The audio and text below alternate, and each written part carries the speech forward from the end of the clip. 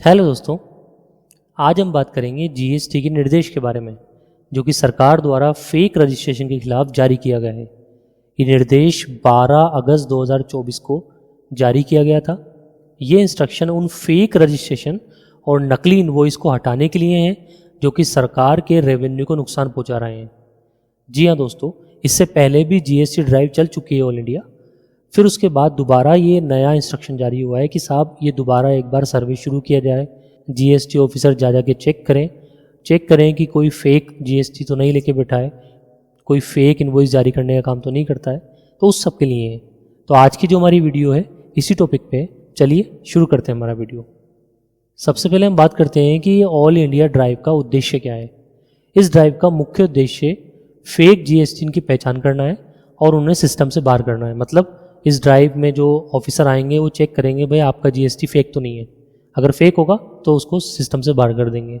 और ये ड्राइव 16 अगस्त 2024 से स्टार्ट होगी और 15 अक्टूबर 2024 तक चलेगी, जिसमें सेंट्रल गवर्नमेंट और स्टेट गवर्नमेंट की जो टीमें हैं वो शामिल होंगी। दूसरी बात है कि फेक जीएसटी की पहचान कैसे होगी, मतलब जो ऑफिसर हैं वो कैसे पहचान करेंगे। तो जो भी ऑफिसर हैं वो आएंगे, आने के बाद उनके पास कुछ जीएसटी तो पहले से पता होंगे उनको, जो डी ग्राम उनको बताएगा, और कुछ जीएसटी वो अपनी नॉलेज से भी पता लगाएंगे कि साहब हो सकता है कि ये जीएसटी फेक है, या हम चेक करने चलते हैं कि क्या पता कोई जीएसटी फेक निकला है। तो इस तरह टैक्स ऑफिसर आएंगे और वो चेक करेंगे। कुछ ऑर्डर उनके पास ऊपर से होंगे और कुछ वो खुद अपनी सूझबूझ से पता लगाएंगे। इसके लिए उनके पास बहुत सारी टेक्निक्स होंगी, कोई डेटा एनालिटिक्स होंगे, रिस्क पैरामीटर्स होंगे, बहुत सारी चीज़ें होंगी जिससे वो पता लगाएंगे कि जीएसटी फेक है या नहीं है। उसके बाद सत्यापन के बाद की प्रक्रिया क्या है, मतलब जब वो चेक कर लेंगे उसके बाद की क्या प्रोसेस है। अगर जीएसटी ऑफिसर ने चेक किया और चेकिंग के दौरान किसी का भी जीएसटी फर्जी पाया गया तो उस पर तुरंत एक्शन लिया जाएगा और उस जीएसटी को या तो सस्पेंड कर देंगे या फिर कैंसिल कर देंगे। इसके अलावा जो भी उसके पास आईटीसी होगा उसको पूरे आईटीसी को ब्लॉक कर देंगे और फर्जी इनवॉइस जारी करने वालों के खिलाफ कानूनी कार्रवाई भी की जाएगी, मतलब उनके खिलाफ केस बुक किया जाएगा। नोडल ऑफिसर्स और रिपोर्टिंग सिस्टम। दोस्तों होगा क्या कि हर स्टेट और सीडीएससी जोन में नोडल ऑफिसर एक अपॉइंट किया जाएगा जो जितने भी टैक्स ऑफिसर होंगे उससे इंफॉर्मेशन शेयर करेगा। मतलब टैक्स ऑफिसर उसको इन्फॉर्मेशन शेयर करेंगे और नोडल ऑफिसर उसको इन्फॉर्मेशन शेयर करेंगे। इस तरह ये इन्फॉर्मेशन शेयर कर काम चलेगा। मतलब जो भी काम होगा वो पूरी निगरानी में होगा। ऐसा नहीं होगा कि कोई भी टैक्स ऑफिसर किसी पास भी चला जाएगा, ऐसा नहीं होगा। उसकी सारी जानकारी उसकी नोडल ऑफिसर के पास होगी और जो भी टैक्स ऑफिसर कहीं भी जाएगा तो उसकी पूरी रिपोर्टिंग एक स्पेशल पोर्टल बनाया गया है इसके लिए, उसके माध्यम से की जाएगी इसकी पूरी रिपोर्टिंग। सरकार का क्या संदेश है दोस्तों? सरकार आपको बिल्कुल क्लियर कह देना चाहती है कि साफ फेक जीएसटीएन और नकली इनवॉइस जारी करने वालों के खिलाफ जीरो टॉलरेंस है हमारा। मतलब सरकार उनको छोड़ेगी नहीं, किसी भी हालत में पकड़ के रहेगी और छोड़ेगी नहीं।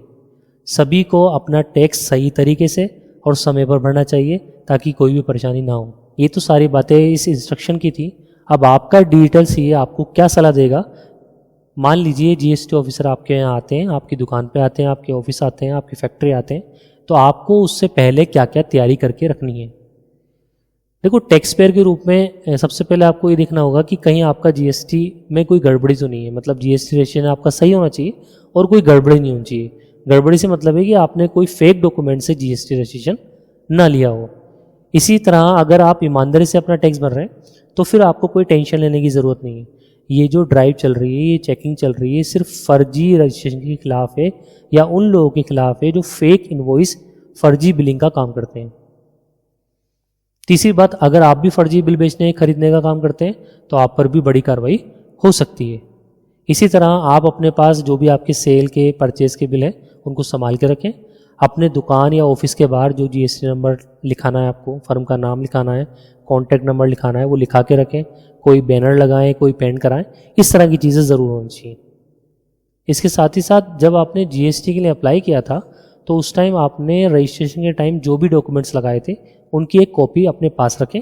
अगर ऑफिसर आता है और आपके रजिस्ट्रेशन की जो डॉक्यूमेंट्स हैं वो मांगता है तो आप उसको प्रेजेंट कर सकते हैं। आपके जीएसटी रजिस्ट्रेशन में आपके बिजनेस का जो एड्रेस है वहीं पर आपका बिजनेस होना चाहिए।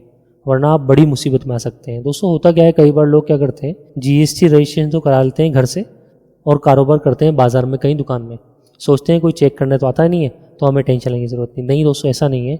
आपके जीएसटी रजिस्ट्रेशन में जो एड्रेस है ना, आप सिर्फ वहीं से कारोबार कर सकते हो। अगर आप कहीं दुकान लेके, कोई गोदाम लेके या कोई और बिजनेस प्लेस लेके अगर आप कोई कारोबार करते हो, अपने जीएसटी रजिस्ट्रेशन में एडिशनल प्लेस ऑफ बिजनेस को ऐड कराना चाहिए, ताकि अगर मान लीजिए जीएसटी ऑफिसर आपके पास आता है तो आपके जितने भी बिजनेस प्लेसेस हैं सबका रजिस्ट्रेशन की डिटेल आपके जीएसटी रजिस्ट्रेशन सर्टिफिकेट में होनी चाहिए। उम्मीद है दोस्तों ये आपको इन्फॉर्मेशन अच्छी लगी होगी।